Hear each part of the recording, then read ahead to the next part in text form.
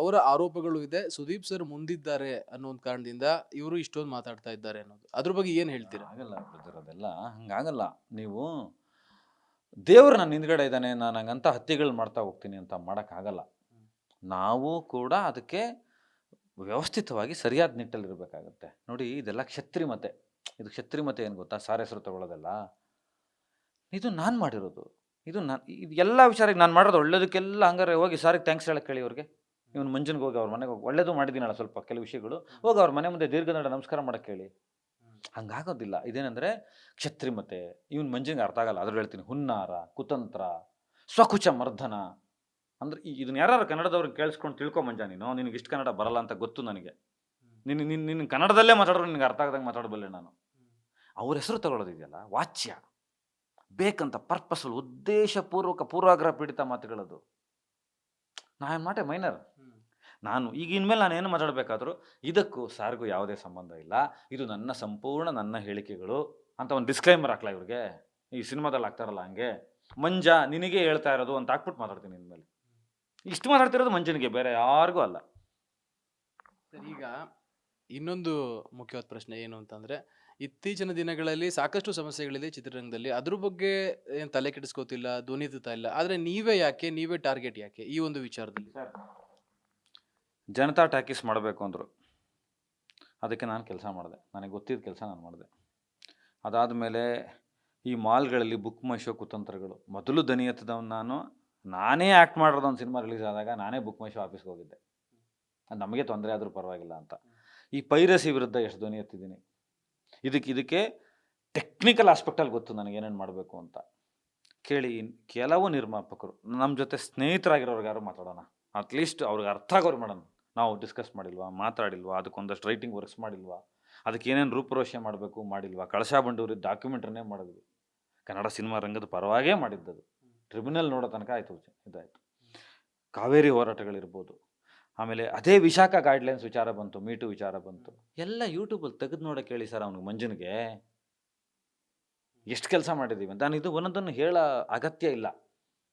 ನಮ್ಮದೇ ಕನ್ನಡದ್ದು ಒಂದು show app ಮಾಡಿ, ಇದು ನಮ್ಮನ್ನು ತಿಂದು ಬಿಡುತ್ತೆ ಇದು.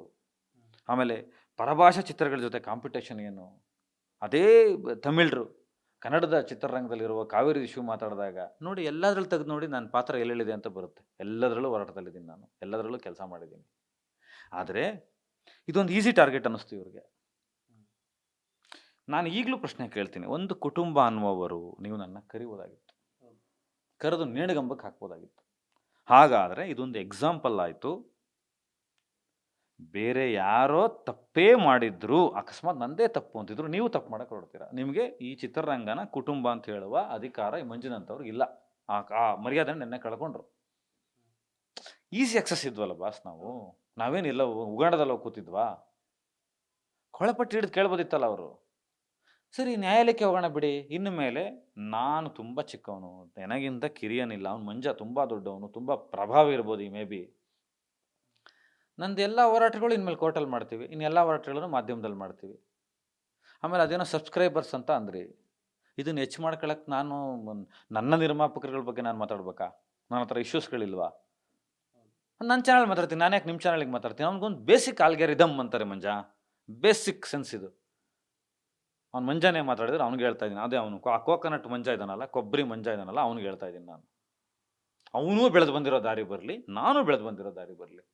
ಕೂತ್ಕೊಳ್ಳೋಣ ಬೇಕಾರೆ, ಯಾರು ಏನೇನು ಮಾಡಿದ್ದೀವಿ ವಿತ್ ಡಾಕ್ಯುಮೆಂಟ್ಸ್ ಕೂತ್ಕೊಳ್ಳೋಣ, ಇನ್ನು ಮುಂದೆ ಮಾತಾಡ್ತಾ ಹೋಗ್ತೀನಿ ನಾನು. ಸರಿ, ಒಟ್ಟಾರೆ ಈ ಒಂದು ಘಟನೆ ಬಗ್ಗೆ ಒಂದು ಕನ್ಕ್ಲೂಷನ್ ಏನು ಕೊಡ್ತೀರಾ? ಏನಾದರೂ ಮೀಡಿಯಾ ಮುಖಾಂತರ ಕ್ಷಮೆ ಕೇಳ್ತೀರಾ ಅಥವಾ ಹೇಗೆ? ನಾನು ಕೇಳಾಗಿದೆ, ನನ್ನ ನಿರ್ಮಾಪಕರ ಸಂಘ ಅವರು ನನಗೆ ಲೆಟರ್ ಬರೆದಿಲ್ಲ, ಆದರೂ ಕೂಡ ಉದ್ದೇಶಿಸೇ ನಾನು ಬರೆದಿದ್ದೀನಿ. ನೆನ್ನೆನೇ ಬರೆದು ಬಿಟ್ಟಿದ್ದೀನಿ, ಎಲ್ಲ ಮಾಧ್ಯಮಗಳಲ್ಲೂ ಹೇಳಿದ್ದೀನಿ. ನೀವು ನೀವು ನೀವು ನೊಂದ್ಕೊಂಡಿದ್ದೆ ನನಗೆ ಬೇಸರ ಆಗೋಯ್ತು. ಯಾಕಂದರೆ ನನ್ನ ಉದ್ದೇಶನೇ ನಿಮ್ಮನ್ನು ನೋಯಿಸೋದಲ್ಲ. ನೀವೆಲ್ಲ ಸೀನಿಯರ್ಸ್ಗಳಿದ್ದೀರಿ, ತುಂಬ ಜೀವನ ನೋಡಿರ್ತೀರಿ, ತುಂಬ ಎತ್ತರಕ್ಕೆ ಬೆಳೆದಿರ್ತೀರಿ, ಒಂದಷ್ಟು ಕೆಲಸ ಮಾಡಿರ್ತೀರಾ. ನಿಮ್ಮನ್ನು ನೋಯಿಸಿ ನನಗೇನಾಗಬೇಕಾಗಿದೆ? ನಾನು ಹೇಳೋದ್ನಲ್ಲ, ನನಗಿಂತ ಕಿರಿಯನಿಲ್ಲ ಅನ್ನೋದು ನಾನು ನಂಬಿರೋದು. ನಾನು ತಲೆ ಬಾಗದ ಮೇಲೂ ಕೂಡ ನೀವು ನಮ್ಮ ಮೇಲೆ ಗದಾಪ್ರಹಾರ ಮಾಡ್ತೀರಾ, ನಿಮ್ಗೆ ಹಕ್ಕಿದೆ ಮಾಡಿ. ನ್ಯಾಯಾಲಯದಲ್ಲಿ ಮಾಡ್ತೀರಾ ಮಾಡಿ, ಪೊಲೀಸ್ ಸ್ಟೇಷನ್ಗಳಲ್ಲಿ ಮಾಡ್ತೀರಾ ಮಾಡಿ, ಅಥವಾ ಇನ್ನೇನಾರು ಅಸಹಕಾರ ಚಳುವಳಿ ಮಾಡ್ತೀರಾ ಮಾಡಿ. ಆದರೆ ವೈಯಕ್ತಿಕ ವಿಷಯಗಳಿಗೆ ಬರೋದು, ಈ ಮಂಜುನ ಥರ ಬಾಯಿಬೇದಿ ಮಾಡ್ಕೊಳ್ಳೋದು, ಇದು ಮಾಡಿದ್ರೆ ಖಂಡಿತವಾಗ್ಲೂ ಗೌರವ ಕೊಡಲ್ಲ ಮಂಜುನಂಥವ್ರಿಗೆ. ಅದರ ವಿರುದ್ಧ ನನ್ನ ಸ್ವಾಭಿಮಾನದ ಹೋರಾಟ ಇದ್ದೇ ಇರುತ್ತೆ. ವೀಕ್ಷಕರೇ, ಏನು ಈ ಒಂದು ಘಟನೆ ಆಗಿತ್ತು, ಇದು ಬೇಕಂತ ಮಾಡಿದ್ದಲ್ಲ ಅಥವಾ ಉದ್ದೇಶಪೂರ್ವಕವಾಗಿ ಯಾರನ್ನೂ ನೋಯಿಸಲು ಮಾಡಿದಂತಹ ಅಥವಾ ಕೊಟ್ಟಂತಹ ಹೇಳಿಕೆ ಅಲ್ಲ ಅನ್ನೋದು ಚಕ್ರವರ್ತಿ ಚಂದ್ರಚೂಡ್ ಅವರ ಮಾತು. ಒಟ್ಟಾರೆ ಏನು ಕನ್ನಡ ಚಿತ್ರರಂಗದ ಹಲವಾರು ಸಮಸ್ಯೆಗಳನ್ನ ನಾನು ಆ ಒಂದು ವಿಡಿಯೋದಲ್ಲಿ ಹೇಳಿದ್ದೀನಿ. ಆದ್ರೆ ಅದೆಲ್ಲವನ್ನ ಬಿಟ್ಟು ನಾನು ಯೂಸ್ ಮಾಡಿದ ಒಂದು ಇಂಗ್ಲಿಷ್ ವರ್ಡ್ ಏನಿದೆ ಅದನ್ನಷ್ಟೇ ಕಟ್ ಮಾಡಿ ಈ ರೀತಿ ಏನು ಕೆಲವೊಂದು ಸೀನ್‌ಗಳನ್ನ ಕ್ರಿಯೇಟ್ ಮಾಡಿರೋರ ಬಗ್ಗೆ ನನ್ನ ವಿರೋಧ ಇದೆ ಅಂತ ಹೇಳಿದ್ದಾರೆ.